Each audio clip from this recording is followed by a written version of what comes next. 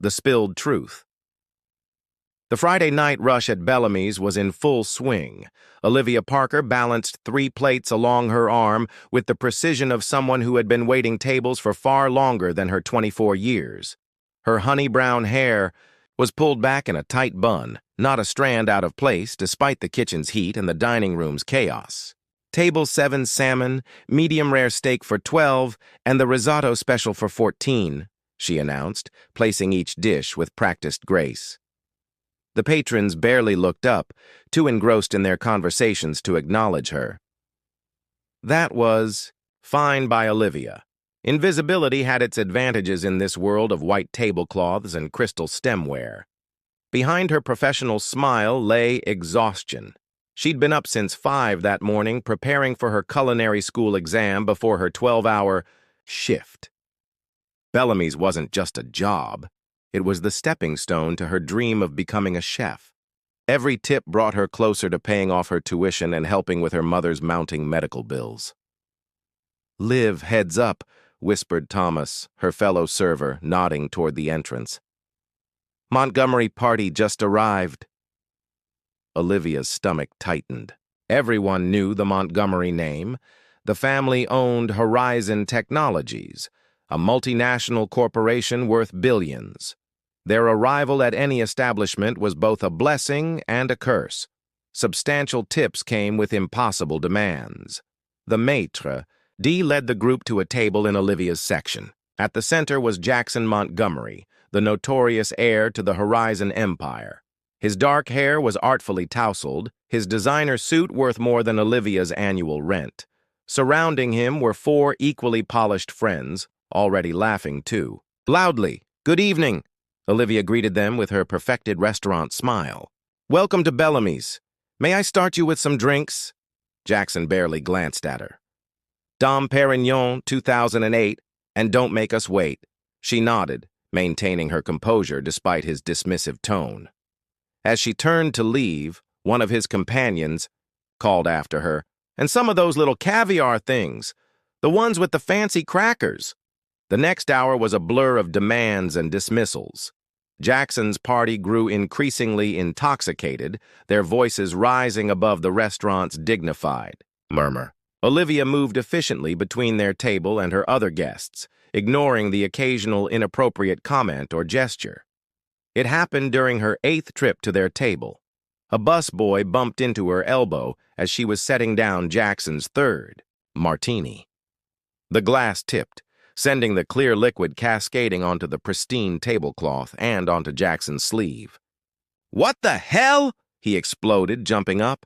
"This is a $5,000 jacket!" "I'm so sorry, sir," Olivia said quickly, already reaching for her serving cloth. "Let me—" "Don't touch me," Jackson snarled, his handsome face contorted with rage. "Do you have any idea what you've done? God, they'll let anyone work here these days, won't they?" The restaurant had fallen silent, all eyes on their table.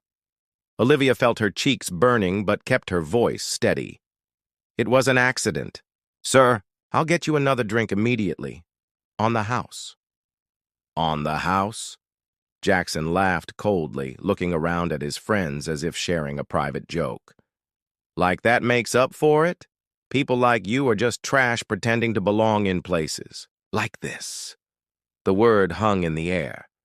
Trash. Olivia had been called worse during her years of service work, but something about the public humiliation, the casual cruelty from someone who had never known struggle, made this different. She straightened, her spine suddenly aware of her own dignity in a way that transcended the moment. "Trash," she repeated quietly, her voice somehow carrying through the silent restaurant, "is what people throw away because they see no value in it. I'm here because I value myself enough to work for my dreams, and I'm strong enough to carry the weight of those who depend on me." Her eyes met his directly. "Can you say the same, Mr. Montgomery?" The silence deepened. Jackson's mouth opened slightly, but no retort came. For a fleeting moment, something like shame flickered across his face before hardening into cold anger. "I want to speak to your manager," he said finally. Olivia nodded once. "Of course. I'll send him right over. As she walked away, head high. Despite the knowledge that her job likely wouldn't survive the night, she felt strangely light. Whatever happened next, she had spoken her truth, and that was something even Jackson Montgomery couldn't buy. Pride and prejudice. The manager's office at Bellamy's was cramped and windowless, nothing like the elegant dining room just beyond its door. Olivia sat stiffly in a chair that had seen better days, hands folded in her lap to hide their trembling. "I should fire you on the spot," Gerald Foster said, pacing the small space. His bow tie was slightly askew, the only indication of his stress. "Do you have any idea who Jackson Montgomery is? His family owns half the buildings in this city." "I know exactly who he is," Olivia replied quietly. "But does that give him the right to speak to anyone that way?" Gerald sighed, collapsing into his chair. "Olivia, you're one of my best servers. Your customers love you, but this—" He gestured vaguely toward the dining room. "This could ruin us. I understand if you need to let me go." The words cost her, but she kept her voice steady. Every penny mattered with her mother's treatments, but dignity mattered too. To her surprise, Gerald chuckled. "Let you go? After what just happened out there?" The whole dining room erupted in applause after Montgomery stormed out. "What?" Olivia blinked in confusion. "Apparently, our wealthy patrons enjoy seeing the occasional entitled billionaire taken down a notch." He leaned forward.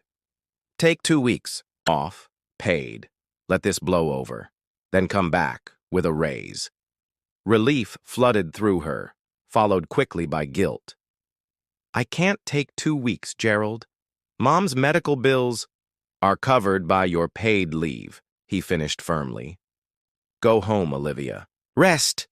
20 minutes later, she stepped into the cool night air, still processing the unexpected turn of events. The street was quiet except for the distant honk of taxis and the rhythmic click of her sensible shoes on the pavement.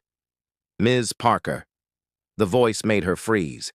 Jackson Montgomery leaned against a sleek black car, hands thrust deep in his pockets. Without his entourage, he seemed smaller somehow. "If you're here to threaten legal action, save your breath," Olivia said, resuming her walk. He fell into step beside her. "I'm not here for that." "Then what do you want, Mr. Montgomery?" Jackson ran a hand through his hair, disheveling its perfect arrangement. "I'm not entirely sure." He laughed humorlessly. "Maybe to understand how a waitress managed to make me feel 2 inches tall with a single sentence." Olivia stopped walking. "Is that supposed to be a compliment?" "It's supposed to be—" He struggled for words, seemingly for the first time in his life. An acknowledgement. "No one speaks to me that way." Maybe that's the problem. She studied him in the streetlight's glow. Up close, his eyes weren't cold as she'd expected, but troubled. "Good night, Mr. Montgomery." She turned to leave, but his voice stopped her again. "I lost my mother when I was 12. The words tumbled out awkwardly. "Cancer. It was quick. But I remember the hospital bills came anyway. Even with all our money, they still came." Olivia faced him, confusion written across her features. "How did you—" "Your manager. He mentioned your mother's treatments when he was begging me not to sue the restaurant." Jackson looked away. "I wouldn't have, sued." How magnanimous. The sarcasm was thick in her voice. "I deserved that." He offered a rueful smile. "And what you said in there. I've been called worse, but never so accurately." For a moment, they stood in silence, an unlikely pair on the empty sidewalk. "Let me drive you home," he said finally. "It's late." "I take the subway." "At this hour? Alone?" "Every night for 5 years." Olivia crossed her arms. "Some of us don't have chauffeurs, Mr. Montgomery." Jackson winced. "Jackson, please." Against her better judgment, Olivia found herself curious about this glimpse of vulnerability. "Why are you still here, Jackson? Shouldn't you be at some exclusive club with your friends?" "They're not really friends." He said it so matter-of-factly that Olivia almost felt sorry for him. "And I'm here because—" He hesitated. "Because I needed to say I'm sorry. What I said was unforgivable. Yet here you are, seeking forgiveness." His laugh was genuine this time. "You don't make anything easy, do you?" "Life hasn't made anything easy for me," she countered. "Why should I do the same for someone who called me trash?" The word hung between them, a barrier more substantial than their different worlds. "You shouldn't," he admitted finally. "But I'd like a chance to prove I'm not the person you met tonight." Olivia studied him, weighing sincerity against experience. "I have to go. My mother's waiting." "At least take my card." He held out a simple white business card. "In case you ever need anything." She hesitated before taking it, tucking it into her jacket pocket. "Good night, Jackson." As she walked away, she didn't look back to see him watching her, a puzzled expression on his face as if encountering a math problem he couldn't solve. Worlds apart, Eleanor Parker's small apartment was filled with the scent of antiseptic and the soft beeping of medical equipment. Sunlight filtered through thin curtains, casting patterns across the worn carpet where Olivia sat cross-legged, sorting medications. "You're staring at that pill bottle like it holds the secrets of the universe," her mother observed from her recliner, oxygen tubes trailing from her nose. Olivia smiled. "Just making sure I've got your schedule right." Eleanor's knowing eyes, the same warm brown as her daughter's, saw too much. "Nothing to do with that fancy business card you've been carrying around for a week?" Heat rose in Olivia's cheeks. "I told you, it was just a weird encounter." "With a billionaire who tracked you down to apologize." Eleanor's laugh dissolved into a cough. When it subsided, she continued, "In my romance novels, that's chapter 1. This isn't a romance novel, Mom. It's real life." Olivia arranged the pill containers by day. "And in real life, people like Jackson Montgomery don't mix with people like us. And yet he gave you his card." Before Olivia could respond, her phone buzzed with a text from Gerald. "Need you to cater a private event tomorrow. Triple pay. Client specifically requested you." "Work?" Eleanor asked. "Gerald wants me for a catering job." Olivia frowned at the screen. "Seems important." "Then you should go." Eleanor reached for her daughter's hand. "I'll be fine with Nurse Rita tomorrow." "Are you sure?" Olivia squeezed her mother's fingers, noting how thin they'd become. "Positive. Besides, triple pay means triple the contribution to my Getting Better fund." Olivia wished she shared her mother's optimism about recovery, but the doctors had been increasingly grim. Still, hope was sometimes all they had. The following afternoon found Olivia in Bellamy's kitchen, preparing hors d'oeuvres for what Gerald had described as an extremely important client. She worked methodically, losing herself in the rhythm of chopping, mixing, and plating. "They're ready for the first course," Thomas announced, poking his head into the kitchen. He whistled low. "Fancy spread for a party of one." "One person ordered all this?" Olivia gestured to the elaborate display. Thomas shrugged. "Rich people, you know. The guys in the private dining room." Carrying the first tray, Olivia pushed through the swinging door and stopped short. Jackson Montgomery sat alone at a table set for 2, looking decidedly uncomfortable in the empty room. "You," she said flatly. "Me." He stood awkwardly. "Surprise." Olivia set down the tray with more force than necessary. "You're the extremely important client?" "Guilty." He gestured to the chair opposite him. "Will you sit? Just for a minute?" "I'm working, Mr. Montgomery." "Jackson," he corrected automatically. "And technically, I'm your only client right now. I rented the entire private dining room." "Why?" The question burst from her. He ran a hand through his hair, a nervous habit she was beginning to realize. because I wanted to talk to you without the pressure of your job being at stake, and he hesitated. I wanted to taste your cooking. Olivia blinked in surprise. How did you know I cook? Research, he admitted. You're in culinary school. Top of your class, according to your professor. You spoke to my professor? Alarm bells rang in her head. Have you been stalking me? No, God, no. Jackson looked genuinely horrified. I just made some calls. I wanted to understand. Understand what? You. His directness caught her off guard. How someone working 60-hour weeks can still be so dignified, purposeful. Olivia crossed her arms. Unlike someone born with every advantage? Instead of anger, his face showed something like agreement. Exactly. I have everything and accomplish nothing. You have obstacles at every turn and still move forward. He gestured to the chair again. Please, just talk to me. Against her better judgment, Olivia sat. 10 minutes. Then I need to bring out the rest of the food you're overpaying for.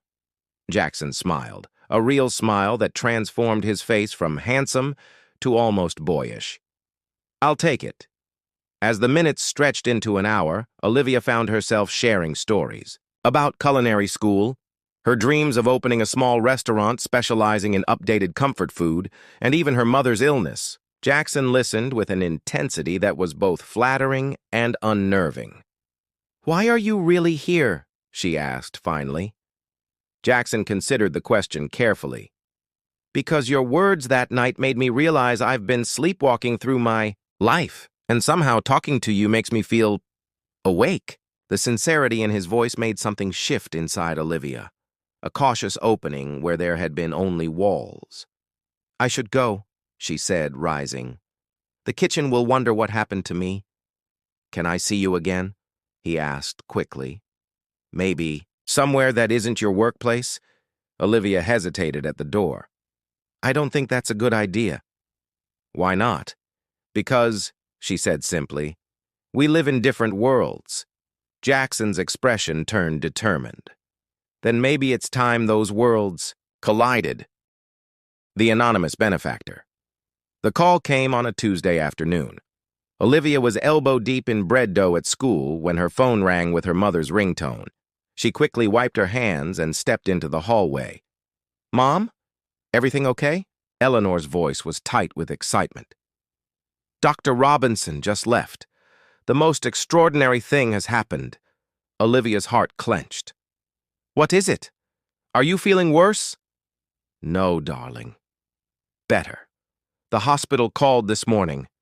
Apparently, I've been accepted into that experimental treatment program at Memorial, the one we couldn't afford. Olivia leaned against the wall for support. That's impossible. The waiting list is years long and the patient contribution is 6 figures. That's just it, Eleanor said, her voice trembling. Someone made an anonymous donation specifically for my case. Dr. Robinson said it happens occasionally, wealthy benefactors who want to help but stay anonymous for tax reasons. A cold suspicion formed in Olivia's mind.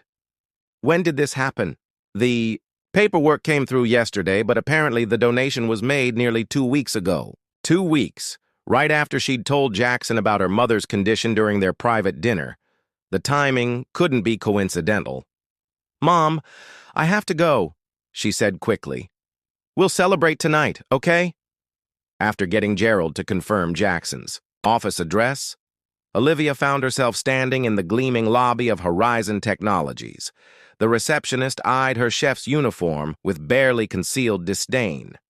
Mr. Montgomery is in meetings all afternoon. Tell him Olivia Parker is here. He'll see me. Something in her tone must have registered because the woman made the call. Minutes later, Olivia was being escorted to the top floor. Jackson's office was a corner suite with floor-to-ceiling windows overlooking the city. He stood when she entered, surprise and pleasure crossing his face before he registered her expression. Olivia, this is unexpected. Did you do it? She demanded, letting the door slam behind her. He hesitated. You'll need to be more specific.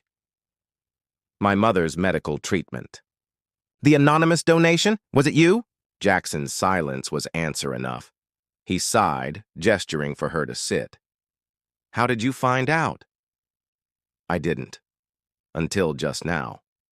Olivia remained standing. Why would you do that? We barely know each other. Because I could. He moved around the desk, closing the distance between them. Because your mother deserves a fighting chance. Because... He faltered. Because I haven't been able to stop thinking about you since that night at the restaurant. The raw honesty in his voice threatened to unravel her anger. I don't want your charity. It's not charity, he insisted. It's reparation. For how I treated you. For how people like me treat people like you every day without thinking about it. So I'm your redemption project? The hurt in her voice was palpable. No! Jackson raked both hands through his hair in frustration. You're the woman who made me question everything about my life with a single sentence. You're the most authentic person I've ever met. You're... He stopped abruptly. I'm what? She challenged. Someone I want to know better. He finished quietly. Someone who makes me want to be better. Olivia felt her resolve wavering. I can't repay you. I don't want repayment. He took a cautious step closer. But I would like to see you again, properly. Not as a waitress or a caterer or someone I'm trying to apologize to, just as Olivia. She studied him, seeing beyond the expensive suit to the uncertainty in his eyes. Why me? You could date models, actresses, women from your world. I've dated those women. They want Jackson Montgomery, heir to Horizon. You're the only person who's ever seen me and found me wanting. A self-deprecating smile crossed his face. It's strangely refreshing. Despite herself, Olivia laughed. That's a terrible basis for a relationship. Is it? Honesty seems like a good foundation to me. His expression grew serious. One dinner, a real one, where neither of us is working. If you still think I'm an entitled jerk afterward, I'll accept that judgment. Olivia considered the man before her, so different from the arrogant figure who had called her trash, yet unmistakably the same person. People could change. She believed that. The question was whether Jackson Montgomery was truly changing or merely infatuated with the novelty of someone who challenged him. One dinner, she agreed finally. But I choose the place. Relief and happiness transformed his face. Name it. My apartment, 7 o'clock Friday, I'll cook. His eyebrows rose in surprise. Really? You want it authentic, she reminded him. It doesn't get more authentic than my home. As she turned to leave, he called after her. Olivia, your mother's treatment. I hope you'll let that stand, regardless of what happens between us. She paused at the door. I haven't decided yet. But thank you for giving her a chance. The words cost her pride, but some things were more important than pride. And Jackson, if you ever try to solve my problems with money again without asking me first, there won't be a second chance. His smile was both chastened and admiring. Understood. Breaking barriers, Olivia's apartment was exactly as Jackson had imagined it, small but immaculately kept, with shelves of cookbooks lining one wall and framed culinary certificates on another. The furniture was mismatched but comfortable, each piece telling a story of careful selection rather than convenience. You can stop looking like you're in a museum, Olivia said, amusement lacing her voice as she stirred something that smelled divine on the stove. Nothing here will break if you touch it. Jackson realized he'd been standing awkwardly in the center of the living room, hands in his pockets. Sorry. It's just different. From your penthouse, you mean? She raised an eyebrow. From anywhere. I usually spend time, he admitted, finally settling on the worn sofa. It feels like a home. Something in his tone made Olivia glance over. Your place doesn't? My place feels like a furniture showroom that someone happens to sleep in. He picked up a small ceramic figurine from the coffee table, a chef with an exaggerated mustache. Did your mother make this? Olivia's expression softened. How did you know? The way it's displayed, like it's precious. She returned to her cooking, but not before he caught the surprise on her face. She had a creative phase during her first round of treatments. Said it kept her hands busy. Jackson set the figurine down carefully. How is she doing with the new protocol? Better than expected. Olivia brought 2 plates to the small dining table. The doctors are cautiously optimistic. Dinner was braised short ribs with a red wine reduction, served over creamy polenta with roasted vegetables. Jackson took 1 bite and closed his eyes in appreciation. This is incredible, he said sincerely. Better than most restaurants I've been to. Olivia smiled, pleased, despite herself. Comfort food elevated. It's my specialty. As they ate, conversation flowed more easily than either had expected. Jackson spoke about the pressure of being his father's heir apparent despite having no passion for the corporate world. Olivia shared stories from culinary school and her dream of opening a restaurant that would serve affordable yet exceptional food. You should do it, Jackson said, helping clear the plates despite her protests. Open your restaurant, Olivia laughed. With what capital? Even with Mom's medical bills covered, I'm still paying off student loans. I could invest, he suggested, then immediately raised his hands at her expression. As a silent partner, strictly business. Right. She loaded the dishwasher with more force than necessary. And when people found out Jackson Montgomery was bankrolling a Waitress's restaurant, the gossip columns would have a field day. He leaned against the counter. Why do you care what they'd say? I don't. But you would. She faced him directly. Your world judges harshly, Jackson. I've served enough wealthy people to know how it works. The moment we step outside these walls together, I become the gold digger, and you become the rich fool being taken advantage of. The truth of her words stung. So, what are you suggesting? That this, whatever this is between us, can't exist outside this apartment? I'm suggesting that it might be simpler if it didn't exist at all. She looked away. Tonight has been lovely, but we come from different places, with different expectations and experiences. Maybe we should recognize that before either of us gets hurt. I think it's too late for that. The quiet certainty in his voice made her meet his gaze. I'm already invested, Olivia, not financially, emotionally. The confession hung in the air between them. Jackson, I know what you're going to say, he interrupted gently. That it's too complicated, that it won't work, that the obstacles are too great. He stepped closer. But what if they're not? What if we just try? People will talk, she warned. Let them. His fingers brushed hers tentatively. I've spent my entire life caring what people think. It's exhausting. Olivia didn't pull away. And your family? What will they say about you dating a waitress? They'll adapt. A smile tugged at his mouth. Besides, you won't be a waitress forever. You'll be Chef Parker, the most talented culinary artist in the city. And I'll be the lucky man who gets to taste test your creations. Despite her reservations, Olivia found herself smiling back. You make it sound so simple. It could be, he suggested. Not easy, maybe, but simple. We see where this goes, one day at a time. For a moment, they stood in the small kitchen, the ideal space between them charged with possibility and uncertainty in equal measure. One day at a time, Olivia agreed finally. Starting with dessert. I made chocolate souffle. Jackson's eyes lit up. Is there anything you can't do?